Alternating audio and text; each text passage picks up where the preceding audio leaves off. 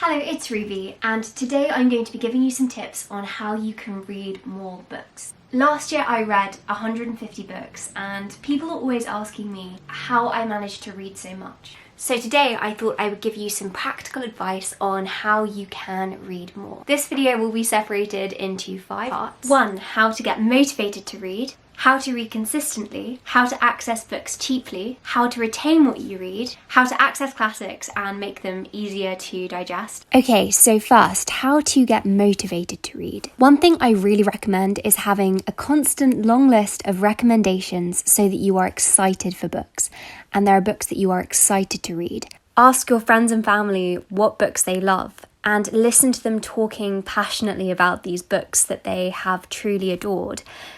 It will make you want to read them. Also, browse Goodreads. I have a list of like 700 books I want to read on Goodreads, and having such a long list of books and also such a varied list of books means that I've always got a book that I am excited to read. The other thing, which you can of course do, though not at the moment, is go into bookshops and libraries and browse. I always walk away with masses of motivation when I've gone to Waterstones. And then finally, I think it's important to be aware of why you want to read more. It's all very well to tell yourself to set a goal to read more books, but I think having an awareness behind a goal and having reasons behind a goal make you more likely to stick with that goal. So, for example, the reasons that I read are: Number 1, I read for the sheer beauty of words. I read so I can have a greater understanding of the world and of myself. I read so I can learn from other people's experiences and improve my life in the process. And number 4, and very importantly, escapism and enjoyment. For me, books have a massive effect on my mental health. So for me, reading is a form of self-care. For these reasons, reading for me is a really important part of my daily life, and incorporating it into my routine every single day is so essential. And there are so many books I want to read that setting goals becomes really important, because otherwise I am never going to get through the 700 books that are currently on my TBR list. I know it sounds like I'm just ticking boxes, but I hate the idea of never being able to experience this literature. Personally, I read a lot and I have the motivation to read a lot because there are so many books I want to learn from and so many books I want to enjoy. Finally, going back to Goodreads and Storygraph, you can use these platforms to set goals for yourself. If you've never come across both of these sites, they're basically social media sites for bookworms. On Goodreads, you can set a yearly challenge for yourself. So I'm challenging myself to read 100 books this year, as you can see. I just find that it helps to keep up my momentum. Next, how to read consistently. This is an obvious one, but get into the habit of reading at a set time every day. Incorporate it into your routine. This is a time and a space where you will read every single day. So regardless of how busy you get, this is kind of like a non-negotiable thing. So for me, reading in the evening for at least half an hour is something which is non-negotiable. I do that every single night without fail. And it means that even if you do have a really busy day, at least you have got some reading in. So this is something I've definitely said before on my channel, but I bring a book with me everywhere, which isn't really saying something when we're in lockdown, but when we're out of lockdown, like anywhere I go, when I'm on the train, when I'm going out for dinner, when I'm going to the shops, I always have a book with me. That's because we often find ourselves in situations where we're having to wait for something, where we don't have something to do, and it's so easy to pick up your phone as the default in those situations.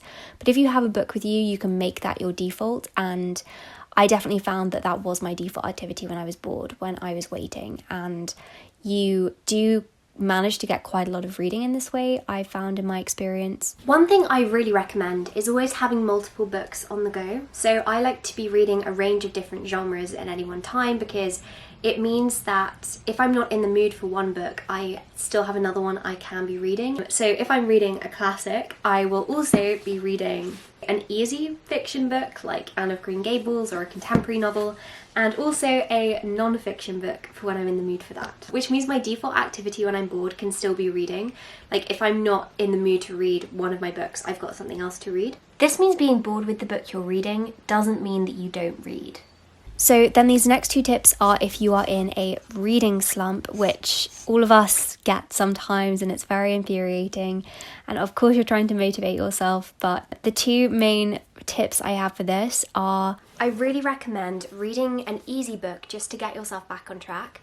This is just a way of starting the momentum of reading again, because you get to the end of the book and maybe you feel a sense of accomplishment for having finished it, and that spurs you on to read more books and longer books. I will always read a short YA book, even a children's book that has been on my TBR for a while if I have been finding it hard to find the motivation to read. And secondly, dedicate a whole day to reading if you have the time to, like do a readathon. Something I've overquoted, I've quoted it to death, this idea that success leads to motivation, leads to success, leads to more motivation. If you manage to read something, whether that's a short book, like the bulk of a longer book in a single day, like that is going to motivate you to read more and it's going to get you out of your reading slump. Okay, next we are going to think about how you can access books cheaply. One of the great things about Kindle is that you can access loads of free classics and download these for free on your Kindle. And you don't even need a Kindle to do this. You can just download the Kindle app on your laptop or your phone or your tablet and read the books for free on there. Whenever I'm going to read a classic, my default is to go for Kindle because I know I can probably find it for free. A lot of the classics will be between like 50 pence and £1, but that's still pretty affordable. You can even get the complete works of Shakespeare for free on Kindle, which is amazing because it's in the public domain. Other sites I absolutely love are Project Gutenberg, which is a kind of digital archive where you can access files of key texts, and you can find really unique books on here as well. Like I read the complete letters of Lewis Carroll on Project Gutenberg. It's just really good. I used it a lot for university, and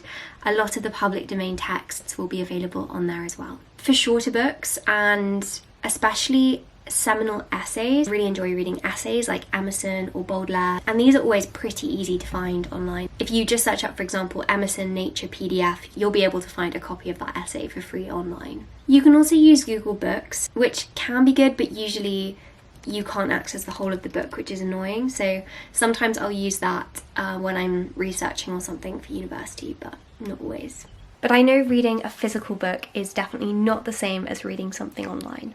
Nothing can beat a physical book. There are always really affordable places to buy secondhand books online, so my favourites are eBay and Depop, and usually I'd say that when I buy a fiction book secondhand, the average price that I spend on a book is like £2 to £4, including postage. In ordinary times, we can obviously also go to charity shops, which is one of my favourite places personally to buy books because you can usually find books really affordably. Here's an example. I bought this copy of Anne of the Island from a charity shop right before lockdown, and this one was £1, which is actually quite expensive for a charity shop book. It's still obviously a lot better than buying it new. I have found some absolutely beautiful books on Oxfam. Oxfam is really affordable. So you've probably been to Oxfam shops, but you can also shop for books online at Oxfam, and if you're looking for older books, this is probably the most affordable place to buy them. So you can find like really beautiful old hardbacks, and they're usually more affordable on Oxfam than they are on eBay or Depop. In non-COVID times, we can also make the most of libraries, and I am very, very much missing being able to go to my library, I must say. Libraries are such a gift. The fact that we have libraries, the fact that we have public free access to books is an incredible privilege, and one that we really shouldn't take lightly. When libraries open back up again, I strongly encourage you to make the most of your local library, support your local library, help it to keep on running. And it obviously means that you don't have to buy books, and you don't have to compromise on the physical act of holding a book as well. So I think libraries are the best way of consuming literature if you are a really, really big bookworm and you are getting through loads of books. Next, how to retain what you read. It's all very well to read a book, but you might also want to remember some of what you've read. I want to be conscious of like what I've gained from it and how it's affected me, whether that's in just one line or just like being aware of the plot so that I can talk about it if it ever comes up in a conversation. The really simple way to do this is as soon as I've read a book, I will write a review for it on Goodreads, and this might just be a single sentence giving my thoughts. It might be a longer paragraph, so that's kind of like the bare minimum, but I also will bullet point my key thoughts about the book and anything which came up when I was reading in a Notion document. This is the Notion page that I use.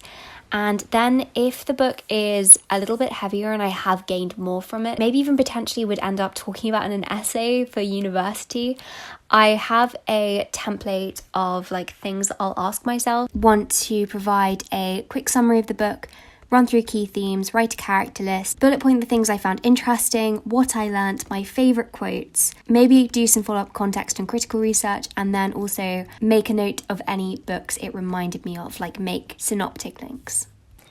If I particularly like a book and I want to think about it more, then I might actually read some criticism of the book just for fun.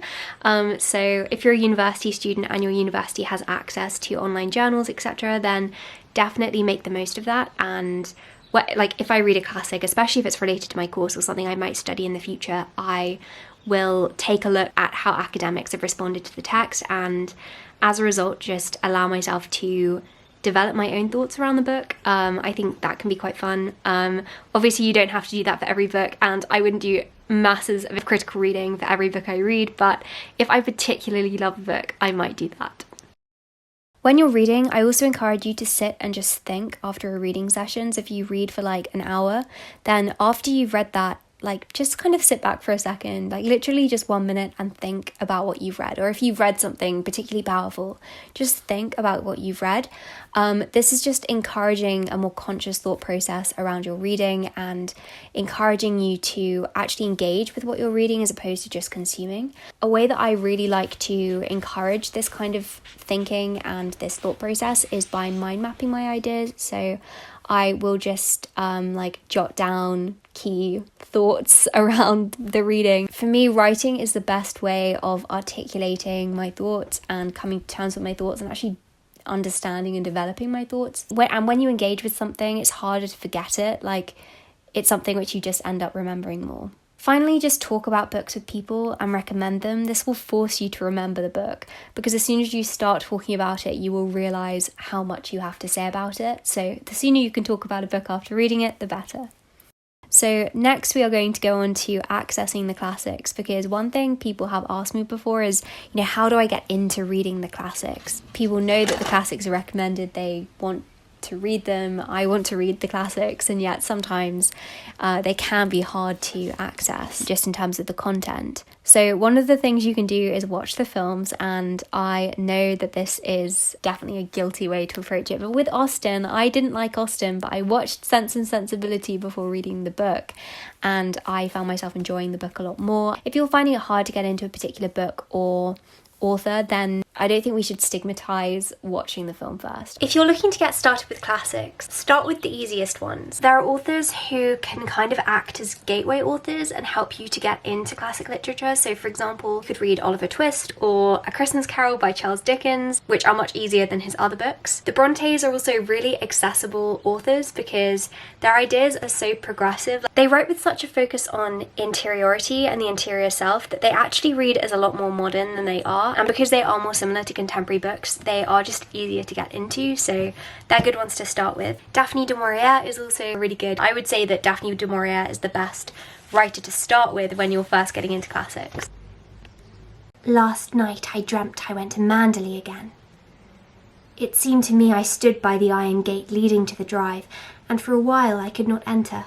If you're finding it hard to understand, you could also read summaries of the first few chapters online, somewhere like SparkNotes. I know some people will say that this counts as cheating, but if there's a book that is really dense and you're finding it really hard to make out what the book is actually saying, this is a way to get yourself used to the writing style. You can focus on getting to grips with the writing style because you already know what's happening with the plot. And then you don't have to read summaries for every chapter because you get used to reading this style. And then finally, this is kind of like an aesthetic point. I think Oscar Wilde would be proud of me for recommending this, but get into the classics mindset before you read a classic. I know this sounds silly, but hear me out. Listen to some classical music like Beethoven or Holst, and get some tea, cozy up, wear something nice, and just really get into that old-fashioned aesthetic mindset, like that kind of dark academia mindset. I think when you're in this mindset, somehow the classics become more accessible. I know this sounds totally silly, but hear me out and try it. Anyway, thank you so much for watching this video. I hope you enjoyed it and I hope that you found it helpful. And if you'll excuse me, I'm going to get back to reading now. So I hope that you managed to read more this week and I hope that you have a productive week.